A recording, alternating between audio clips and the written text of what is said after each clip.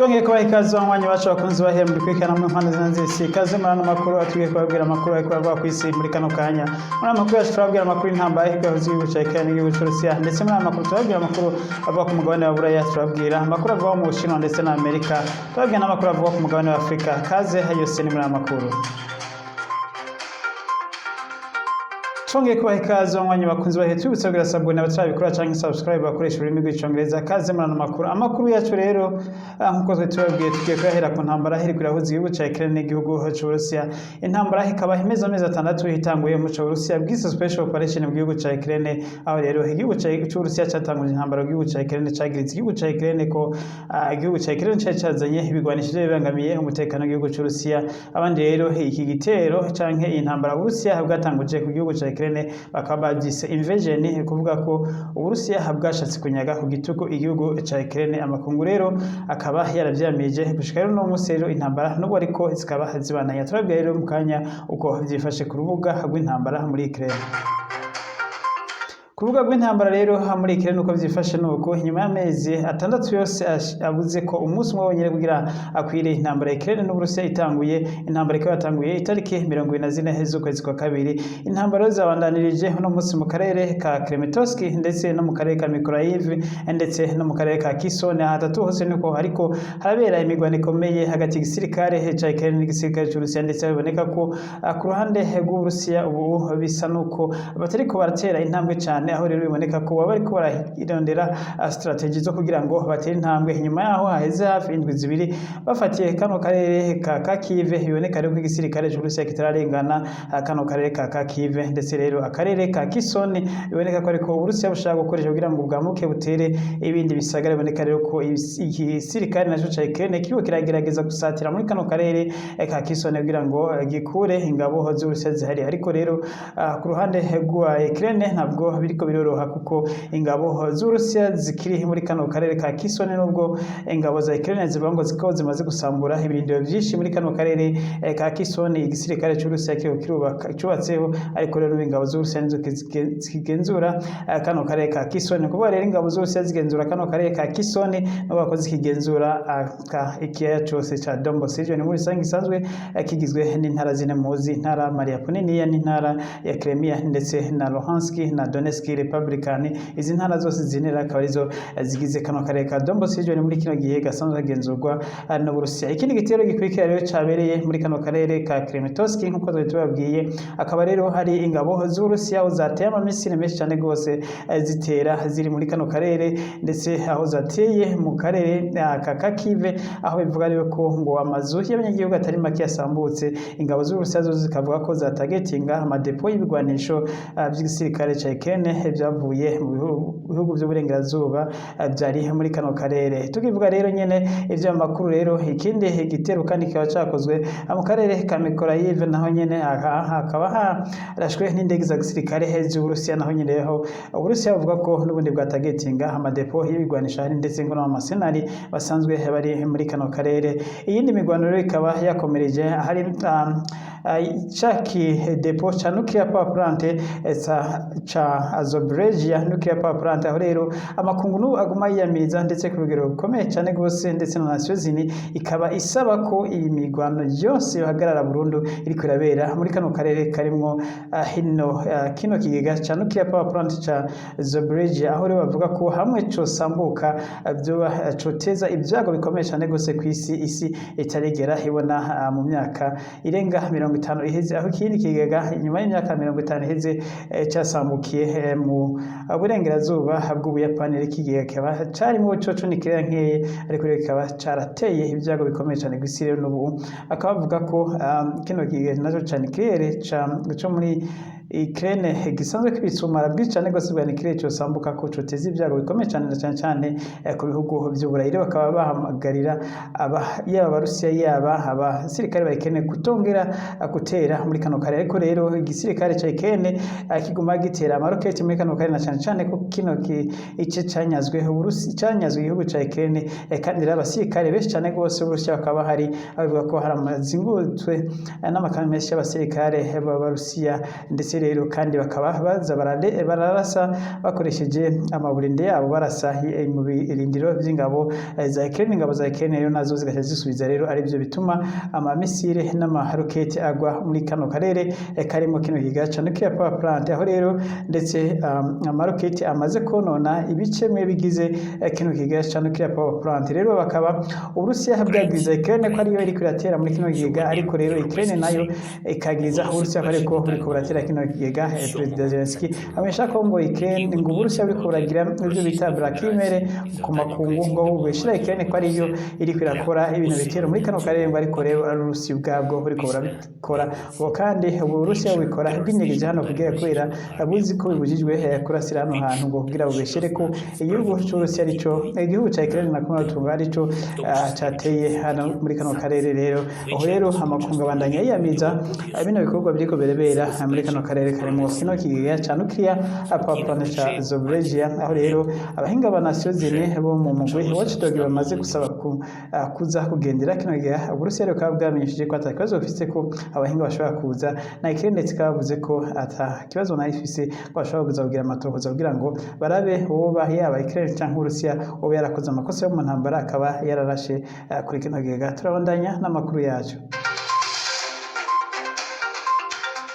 Tukibandanya nyene rero amakuru ya Ukraine y'intambara ya Ukraine, abasirikare benshi cyane gose ba Ukraine bakaba bariko baragira imyimenyerezo mu bihugu bitandukanye cyane by'Uburayi kugira ngo bagaruke gufasha bagenzi babo mu gihugu ca Ukraine. Hakarero abasirikare benshi babonetse bariko bagira imyimenyerezo mu gihugu ca Poland, ndetse abandi nabo bakaba bari muri Bulgaria, abandi nabo bakaba bari muri Germany, abandi benshi bashika nk'ibihumbi 5 bakaba bari mu gihugu cy'Ubwongereza, aho rero baguma bagira imyimenyerezo y'urutavanako ijoro no murango. Nkuko rero mubibona iyi ni karashishi abasirikare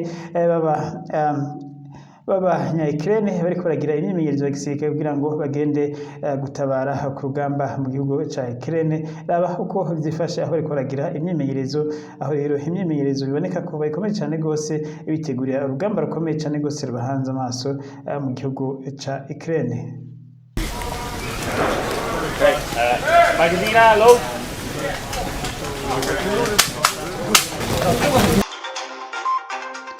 Tuve rero nyene kuri intambara dusimbire gatoya mu gihugu cy'Uburusiya. Igihugu cy'Uburusiya rero Perezida Vladimir Putin w'Uburusiya amenyesha Abarusiya ko agiye kubaronderera mu inshuti nyazo, inshuti zo kuri inshuti atari abahemu canke ngo injyajya. Ahamenyesha rero mu Banyarusiya ntibagire ubwoba kuba mu bihugu by'Uburayi ndetse ngo n'ibihugu ngo n'igihugu ca Amerika ariko baraca umubano n'igihugu cy'Uburusiya. Rero aho yamenyesheje ko Abarusiya bakwiye kugira inshuti zo nyazo ngo atari inshuti z'injyajya. Hakaba rero Perezida Vladimir Putin yavuze ko azokora uko ashoboye kose kugira ngo arondere inshuti z'Uburusiya, inshuti nziza, ngo inshuti ashobora gufashanya hano Uburusiya kandi ngo bumva ibintu kumwe. Rero hari biboneka ko inshuti ya mbere Uburusiya muri kino gihe bufise ari nk'igihugu cy'Ubushinwa ndetse n'ibindi bihugu byinshi by'Abarabu, aho biboneka rero ko Uburusiya n'ubu gicuditse n'ibihugu by'Abarabu, ariko rero bikaba imigenderanire iriko iba mibi hagati y'ibihugu by'abazungu n'igihugu cy'Uburusiya. Ariko rero nubwo biruko mu bihugu by'abazungu nabo rero ubu hongeye kuba ukutumvikana hagati y'ibihugu byo mu bigize umuryango w'Uburayi ku kuntu bagura gaze ndetse n'ibindi byose bakenera kugura mu Burusiya. Ibihugu bimwe bimwe rero bishaka guhindura amategeko yabyo kugira ngo bishobore kubandanya bigura ibyo bikeneye mu Burusiya, mu gihe abandi nabo batagira icyo bakeneye bavuga ko ngo kuzora kwica amasezerano bagize mu gufatira ibihano Uburusiya. Rero bikaboneka ko icuka kitari ciza hagati y'ibihugu bigize umuryango w'imwe bwa Burayi, aho rero nk'ibihugu nka Lithuania ndetse na Bulgaria bisaba ko borekugwa bakagura igitoro uko bagishatse ndetse n'umuriro uko babishatse mu Burusiya, mu gihe rero amasezerano ya hamwe y'umuryango w'ubumwe bwa Burayi avuga ko bagomba kugira ibice ntarengwa bagomba gufata mu gihugu cy'Uburusiya. Rero igihugu cy'Uburusiya cyo kikaba ata kibazo gifise, kikaba kivuga ko uzoshaka wese kugura bazomuha, na cyane uzokwemera gukurikiza amategeko yo kuriha ibyo afata byose mu Burusiya mu mafaranga y'amarubo asanzwe akoresha mu gihugu cy'Uburusiya. Iri rero ibi by'uko Perezida Vladimir Putin yamenyesheje ko agiye kurondera inshuti zidasanzwe, inshuti nziza nzima inshingano z'Uburusiya n'Abarusiya muri rusange, akaba yamenyesheje ko inshingano zihawe Minisitiri w'imigenderanire n'ayandi makungu Sergei Lavrov ko ari we agiye gukora kino gikorwa cyo kurondera inshuti nziza, inshuti z'ukuri. Mubibuke ko Sergei Lavrov yagendeye ibihugu byinshi bya Afurika arondera nyine inshuti z'Uburusiya. Rero bikaba biboneka rero ko hariho benshi basitse bakira imisaje, akarorero ni Pyongyang, Perezida Kim Jong Un ko ashaka ko bagira imigenderanire yihariye n'igihugu cy'Uburusiya, ndetse abandi biboneka ko bumvise kano kamo n'igihugu cy'Ubuhinde, aho igihugu cy'Ubuhinde naco carungitse umushikiranganje w'imigenderanire ubu wamaze iminsi 2 mu gihugu cy'Uburusiya ariko aragirana ibiganiro na mugenzi we w'Uburusiya, aho biboneka ko Uburusiya by'ukuri buriko buragerageza ko bushoboye kose kugira ngo burondere abandi banywanyi benshi, n'igihugu cya Argentina naco kikaba kiragiranira imibonano n'abategetsi b'igihugu cy'Uburusiya. Aho ntituvuze ibindi bihugu byinshi by'Abarabu biyenterese no kubandanya bigiranira imigenderanire myiza n'igihugu cy'Uburusiya, nk'uko Perezida Vladimir Putin abimenyesha ko ngo igihugu cy'Uburusiya ntikizokwigera gikumirwa ku isi, ngo ntikizokwigera gikumirwa ngo kuko kiri naco ngo ubatse ino site uko imeze uno munsi ngo cakontribuye kanini, rero ntigishobora gukumirwa ngo izoma gifise abagenzi. Tubutse rero ko kandi Ubushinwa uno munsi umushikiranganje w'imigenderanire n'ayandi makungu Ubushinwa yagize commentaire ku ijambo Perezida Vladimir Putin yavuze igihe Nancy Pelosi yagendera mu gihugu ca Taiwan, aho rero Ubushinwa bwashimye cyane gose ijambo Perezida Vladimir Putin, ngo barahaye barabibona ijambo Perezida Vladimir Putin yavuze ko ari byo. Aho rero mu ijambo giwe Perezida Vladimir Putin umunsi yaramutse ahimbaza umunsi mukuru hari igisirikare cyo mu mazi, yavuze ko urugendo rwa Nancy Pelosi mu gihugu ca Taiwan ari agasomborotso kadasanzwe kuri igihugu cy'Ubushinwa, nk'uko Amerika ngo yabigira mu kurenga amategeko agenga ibihugu ndetse agenga hano bwigenge bw'ibihugu. Rero akaba rero Ubushinwa bwashimye ngo kuba Perezida Vladimir Putin yaravuze ijambo ngo kandi ivyo yavuze ngo naho bihushaniye n'ivyo Amerika iri kwirakora. Akaba rero umushikiranganje w'imigenderanire n'ayandi makungu w'Ubushinwa yamesheje igihugu ca Amerika ko coreka kwivanga mu bijanye n'akarere ka Indian Pacific ndetse na Ocean Pacific muri rusange, ko ngo ibibera muri kariya karere bitaraba Amerika, ngo Amerika ikwiye kuraba ivyayo. Ikindi gihugu cagabishijwe n'Ubushinwa n'igihugu c'Ubuyapani, naco nyene cagabishijwe ngo kireke kwisuka mu bitabiraba mu gihugu ca Taiwan, aho ndetse Ubushinwa bwagabishije igihugu c'Ubuyapani ko ngo kizotsindwa nk'uko catsinzwe mu ntambara ya kabiri y'isi. Tubutse ko igihugu c'Ubushinwa catsinze igihugu c'Ubuyapani mu ntambara ya kabiri y'isi kikayaka Taiwan. Tubutse ko Taiwan yigeze kuba igihe kimwe yarafashwe n'igihugu c'Ubuyapani gitwarwa n'Ubuyapani, maze rero Ubushinwa akaba aribwo bwabohoye izinga rya Taiwan. Ariko rero mu nyuma izinga rya Taiwan Abashinwa nabo nyene ntibashobora kurigumya, izinga rya Taiwan riza kwikukira, riza kuba ubwaryo nubwo ritabaye igihugu cigenga cikukiye ngo cemerwe nk'ibindi bihugu byose vyikukiye mu nama mpuzamakungu yabone. Tubandanya n'ayo makuru nyene tukiri hano nyene. Tukiri hano rero mu Bushinwa nyene umushikiranganje twara igisirikare cy'Ubushinwa canke umushikiranganje wo kwivuna abansi yamenyesheje ubwanire yagize kuri televiziyo Xi Jinping y'Ubushinwa, aho yamenyesheje ko ngo igisirikare cy'Ubushinwa gifise ubushobozi bwo gufata igihugu ca Taiwan ngo mu kanya gatoya, aho yavuga ko ngo ubu bamaze kubona ibice byose bashobora kuzibira ngo bagahita bafata igihugu cyose ca Taiwan. Akamenyesheje ngo nakanya gatoya cyane gose ingabo z'Ubushinwa zifise ubushobozi bwo kuba zotera igihugu ca Taiwan, ndetse ngo mu kanya gato bakaba bamaze kugifata. Ariko rero ntabizi ko ibi atari amajambo gusa, kuko nubwo amenyesha ko yamenyesheje ko ngo afise indege ngo zigezweho mu ntambara ngo n'ibigwanisha amamisire agezweho. Yamenyesheje yavuze ibintu by'ibikoresho byinshi cyane gose bafise mu bya gisirikare. Ariko rero anamenyesha ko rero ngo intambara atari bashize imbere, ngo ariko rero ngo Taiwan yitonde ngo hamwe iyo hirahira ngo Taiwan ikamenyesha ko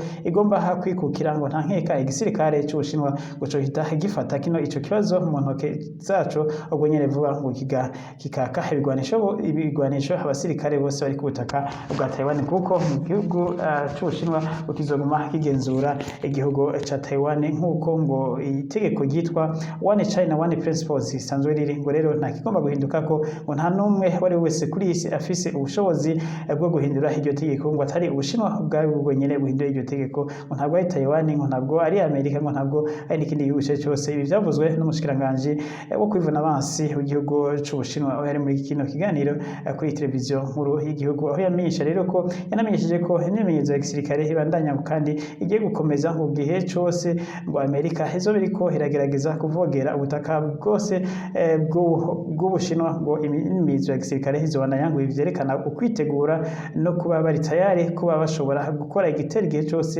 vyoba bikenewe. Ibi rero bivuze nyuma yaho abandi bashinga amateka batanu b'abanyamerika bagendeye kino gihugu ca Taiwan, nyuma yaho Nancy Pelosi yagendeye kino gihugu ca Taiwan, rero muri iyi ndwi nyene haraje abashinga amateka abandi batanu. Ibi navyo kandi vyasa kuri Amerika nko gushaka guhoyahoya berekana ko kugendera kino gihugu ca Taiwan abashinga amateka ari ibintu bisanzwe, abo bashinga amateka bagendeye bagenzi babo ba Taiwan bene abashinga amateka, ariko rero Ubushinwa bwahise bubona ko n'ubundi ari agasotorano Amerika ibandanye igira. Tubutse ko Ubushinwa bumaze gukura imitahe myinshi cyane gose mu gihugu ca Amerika, hafi miliyaridi amajana ane z'amadolari y'abanyamerika. Ubushinwa bukaba bumaze kuyakura ku butaka bwa Amerika inyuma yaho Nancy Pelosi agiriye urugendo mu gihugu ca Taiwan, urugendo rwashabuje cyane gose igihugu c'Ubushinwa. Turabandanya n'ano makuru yacu aho tugiye kubabwira ayandi makuru ariko aravugwa hirya no hino kandi kw'isi.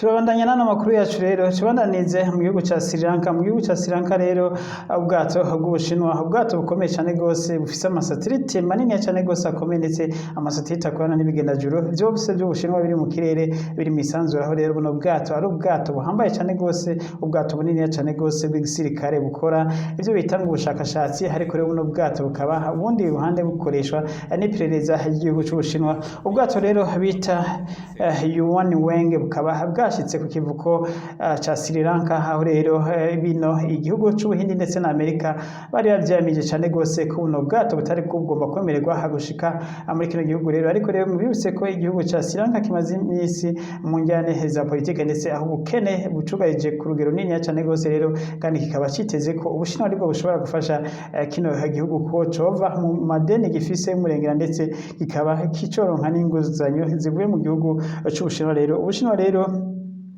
bwategetse kino gihugu ca Sri Lanka kwemera ko buno bwato bwabo bushika muri kano karere, nubwo rero igihugu ca Sri Lanka cari cabanje kwanka kubera imigenderanire myiza n'ubundi gifitaniye naco n'igihugu c'Ubuhindi rero. Ariko rero abategetsi ba Sri Lanka ba Colombo bahise bagondozwa bemerera buno bwato bw'Ubushinwa gushika hano ku kivuko cabwo, aho buzohamara hafi imisi 15. Igihe Abashinwa bakaba bavuga ngo buno bwato buzoba buriko burasigwa irangi rishasha buri kino kivuko, ni nyuma yaho buno bwato bumaze amezi menshi cyane gose buzunguruka mu kiyaga c'Ubushinwa rero bugira ingendo hirya no hino. Buno bwato bunini cyane gose bukora na satelite zose z'Ubushinwa, bukaba bufise ubushobozi bwo gukora bwo kwiba amasiri y'ibigo nk'ibigo vya gisirikare by'Ubuhindi ndetse n'Ubuyapani, bisanzwe bitari kure cyane, bisanzwe biriko ku birometero 500 ugereranije naho buno bwato buno bwato bukaba bufise satelite zabwo zikomeye cyane gose zishobora gufata amakuru ku birometero birenga 500. Ibi arivyo vyatumye rero igihugu c'Ubuhindi cari cameje carahekare ngo kitashaka ko buno bwato bushika hano, na cyane cyane ko mu burengerazuba aho bihanura bibe n'igihugu ca Sri Lanka ariho hari ikigo gikuru ca gisirikare kirimo ndetse n'ibigega vya nucleaire by'igihugu c'Ubuyapani rero, ndetse n'igihugu c'Ubuhindi. Ku rundi ruhande ibihugu byose bikaba vyariyamirije umuzo wa buno bwato, aho rero buno bwato gitezwe ko atakindi buje gukora atari kwiba amakuru y'ibigo byose, yaba ikigo c'Ubuyapani n'ikigo c'Ubuhindi ndetse rero. Ariko rero bakaba abategetsi ba Sri Lanka bamishije ko bazogenzura ibikorwa byose buno bwato buzokora mu gihe buzoba bukiri kuri kino kivuko, nubwo bacemereye rero. Ariko reka biboneka ko abategetsi ba Sri Lanka byo kuri batufasha barose ubushobozi bwo kugenzura buno bwato bufise tekinoloji ikomeye cyane gose kw'isi, ndetse bwo bari mu bwato bwa mbere bwo kw'isi bufise tekinoloji ihanitse cyane gose, aho bufise amasatelite akomeye cyane gose ku rugero rwo hejuru, atano ushobora kwinjirira mu mashini yayo ngo amenye ibyo bukora. Buno bwato rero buno bwato mu kapiteni abutwara kavuze ko ngo ibirego vya Amerika n'ibirego by'Ubuhindi ndetse na Pakistani ndetse na Japan ko ari birego bitagira aho bifatiye, ngo ubwato bukora gusa harashashe gusa amazi, ngo nta bindi bukora, ndetse n'urugenzura satelite gusa z'Ubushinwa ziri mu kirere, ngo nta bindi buzokora, ngo nta bindi busanzwe bukora. Ngo ivyo bavuga ko bugomba kwiba amakuru y'ibigo vya nucleaire n'ahabitswa Misiri y'ibindi bihugu, ngo atabwo ari byo namba. Turabandanya n'ano makuru yacu. Amakuru yacu rero reka duce tuva hariya tuze ku mugabane wa Afurika. Uno munsi rero mu gihugu ca Kenya watsinze amatora William Ruto akaba ariho yabonanye ubwa mbere n'abandi bategetsi bo muri coalition yiwe yitwa Kenya Kwanza batsinze amatora rero uno munsi mu ijambo yavugiye ahitwa Hikare aho asanzwe aba mu kigo c'icegera c'umukuru w'igihugu arasanzwe aba mu cegera c'umukuru w'igihugu akaba yamenyesheje ko Kenya ubu kwishima ko bagiye kuronka Kenya nshasha demokarasi igiye kuba mu gihugu ca Kenya ngo aho rero igihugu umunyakenya wese akwiye kwishira akizana aho azokora ivyo ashatse ndetse ngo gukorana n'uwashatse bataguhatwa kubera ku nguvu za politiki gukorana nabo bashatse aho yamenyesheje ko igihugu cariko kiragirwa mu nzira mbi itari demokarasi yo mu igihugu kigiye kugaruka mu nzira ya demokarasi ngo abakozi ba leta batazohatirwa mu bikorwa vya politiki ndetse ibikorwa vya politiki bizokorwa ari n'abanyapolitiki ubwabo bariko rero abanyagihugu bose bakazokora ibibaraba ndetse n'abanyapolitiki nabo bagakora ibikorwa byabo ngo bazoshingwa ubuzi bwa leta bazoba bagiye gukorera abanyagihugu bose ngo atankuze atakuvangura ngo kubera ngo leta igomba gukorera bose rero akaba yanegura leta yari isanzwe hako ihari ko yafashe abakozi ba leta ibashira muri politiki arivyo vyatumye ngo badashobora gushitsa ivyo bari biyemeje gushitsa abanyagihugu. Umviriza William Ruto aho yavuze ijambo yatanze aho yariko arashikiriza no jambo abategetsi batoranywe muri Kenya Kwanza bazofashanya kuyobora igihugu ca Kenya. Umvirize Perezida elect William Ruto ati twatsinze amatora kandi ntivyari vyoroshe hari vyinshi cane gose vyatugwanya ariko turashima Imana ko Imana yabikoze bigacamo.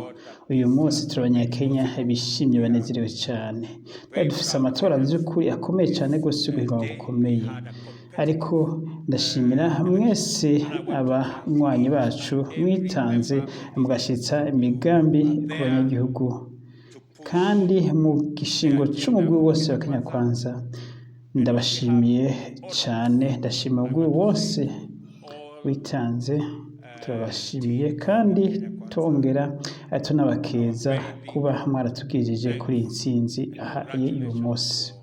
Muri kino gitondo twagize inama n'abashinga amateka ndetse n'abaguverineri batowe ku mugwi wa Kenya Kwanza. Twagize ibiganiro vyiza cyane rwose byari ibiganiro by'ukuri byiza cyane. Uno munsi nabonye abantu benshi cyane twahuriye mu makampeni bambaye neza baberewe bashajije mu makaruvati meza cyane byari byiza cyane.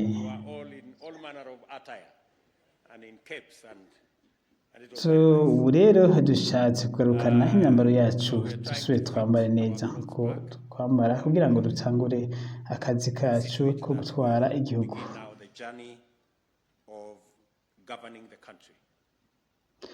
Mu buryo budasanzwe ndagomba kubwira abantu b'abanyakenya muri ino nama ya mbere y'abategetsi twagiranye.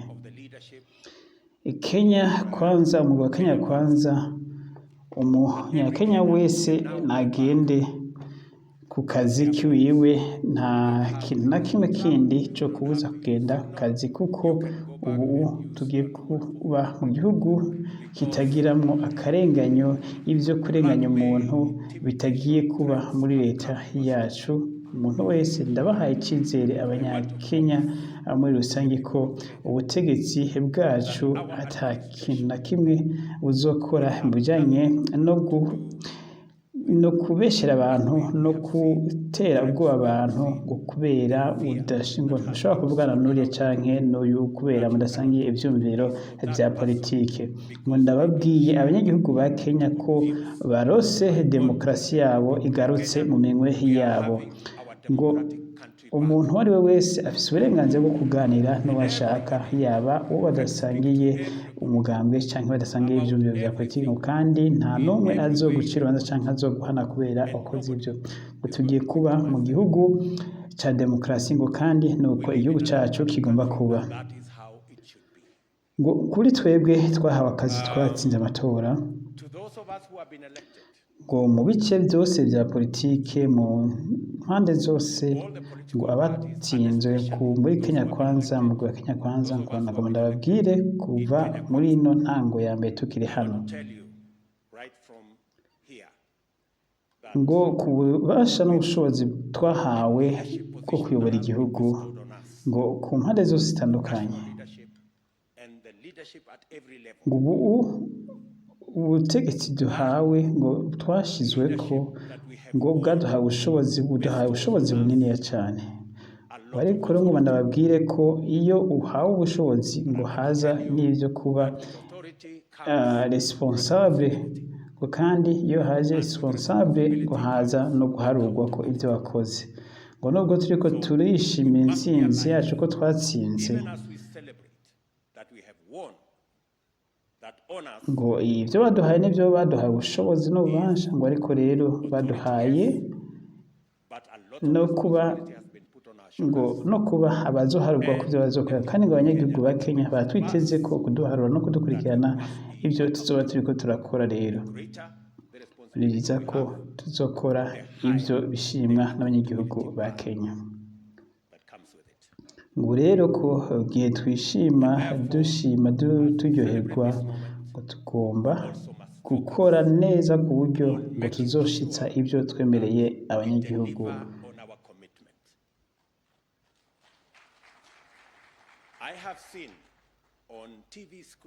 ngo nararavye ku mateleviziyo ngo mbona abantu bava mu mpande zose zine z'igihugu bashaka kumenya igihe tuzotangura gushitsa ibyo twiyemeje nka Kenya Kwanza ngo kandi ndabasaba ndabinginze ko ibyo abanyagihugu batwifuza ko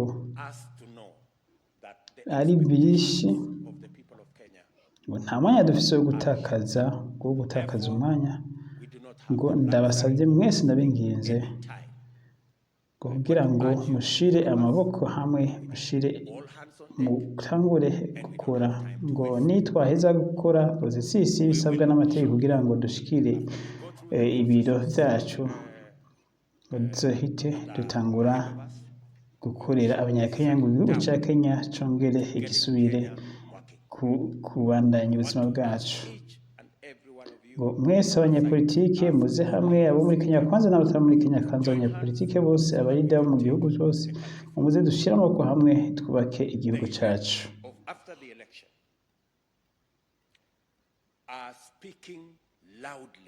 abanyagihugu ba Kenya nyuma y'aho amatora atangaje ibyavuyemo abanyagihugu ngo mu mpande zine zose z'igihugu baragize imyiyerekano n'umunezero kandi byerekana ko hari umunezero mu gihugu cyose cya Kenya ngo rero abanyagihugu ngo bagiye rero bisubiriye mu mirimo yabo ngo rero bakaba baduhaye icyizere n'icyerekezo twebwe nk'abarida babo cyangwa abatwara babo ko tugomba kuvana kino gihugu aho kiri tukagiteza imbere tukagishikana ku yindi level. The people of Kenya have come to appreciate that there was an election, and they have come to appreciate that there were people who were chosen as leaders. There were others who were assigned other responsibilities. So I want to say that this afternoon to ask all of us as leaders in Kenya to learn from the people of Kenya who have settled on the issues. They now want us to deliver on the commitments that we gave the people of Kenya. And I want to say to this team that we do not have the luxury of time to waste. We must get on, roll up our sleeves, tighten up our belts, pull up our socks, and begin the process of delivery of our commitments to the people of Kenya. tuve muri Kenya rero duce dusimbira mu gihugu ca Misiri. Mu gihugu ca Misiri rero ku munsi w'ejo heze barahambye abantu bashika 41 abantu bakaba baguye mu isengero, aho rero isengero Rukristo yadutse mu muriro, maze rero abantu benshi bahita barapfa, abantu bashika 40 bakaba bahise bapfa, 41 bakaba bahise bapfa, abandi rero benshi barakomereka. Rero mubona aba n'abari bagiye guhamba umwe mu bari bayoboke bakomeye cyane bari no dini bapfiriye mu ino shengero. Rero bikaba byateye umudumbanyo muri kino gisagara, aho biba byikwika ko ari abadakunda amadini ya Kristo bo baraturiye ino eglise, maze rero ino eglise ihitana abantu. Ni mu gihe abantu bari mu misa bariko barasenga. Rero ibi bikaba byabereye i Kairo kuri uyu w'Imana uheze. Rero nkuko wibona abantu bari bashavuye cyane gose, tubitse ko kino gihugu kigwiremo abamizirima benshi cyane gose, kitagiremo Kristo benshi. Rero bakaba bikekwa ko rero hari abamizirima bo mu bwoko bw'abamizirima baba baragize kino gitero kwino eglise Kristo. Turabandanya n'amakuru yacu. Tuve rero muri Misiri dusubire mu gihugu ca Kongo. Mu gihugu ca Kongo rero hariko harabera inama ya CEDEAO, inama rero ihuza abakuru b'ibihugu bose bagize bino bihugu vya CEDEAO, ni ukuvuga abakuru b'ibihugu za Tanzania, za Zimbabwe na za Afrika y'Epfo ndetse na bino bihugu byose biri muri kano karere. Rero aho bakoraniye mu gihugu ca Kongo, Perezida Tshisekedi yabakiriye akaba yamenyesheje ko ngo umutekano abazwa n'umutekano muke w'igihugu ciwe kirimo, ngo kubera hakaba yanamenyesheje ko umutekano muke w'igihugu ciwe kirimo utegwa n'igihugu cy'u Rwanda. Aho yavuze hatajya umunwa ko igihugu cy'u Rwanda cyo kiriko kirateza umutekano muke muri kino gihugu ca Kongo, aho asaba rero bano bategetsi gufasha igihugu ca Kongo kuva muri zinjyane z'intambara zidacika muri kino gihugu, na cyane cyane kino gihugu rero ca Kongo arico kigiye gushikira ubuyobozi bw'uno mugwi wa CEDEAO ho gufashanya mu by'ubutunzi ndetse no mu bya gisirikare. Perezida benshi bari bahashitse, rero harimo na Perezida Samia Suluhu Hassan wa Tanzania. Reka tubereke gatoya uko Perezida Suluhu Hassan wa Tanzania yakiriwe na Felix Tshisekedi aho yashika ngaha mu gihugu ca Kongo. Brother of mine. How are you? I'm fine, Mama. How are you doing? Good, good. I'm glad to be here. Yes. Yeah. Okay. Yes. That was the second thing. The tip of stuff. Thank you. And that's the one. yeah. Yeah.